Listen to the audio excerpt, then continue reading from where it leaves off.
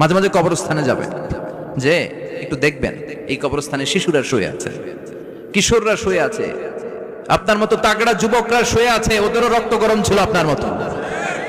আজ ওরা নাই, সব শেষ। আপনাকেও যেতে হবে, এই কবরে আমাদেরকে যেতে হবেই, কবরের প্রশ্নের উত্তর দিতে হবে। চিল্লায় বলেন ঠিক কিনা?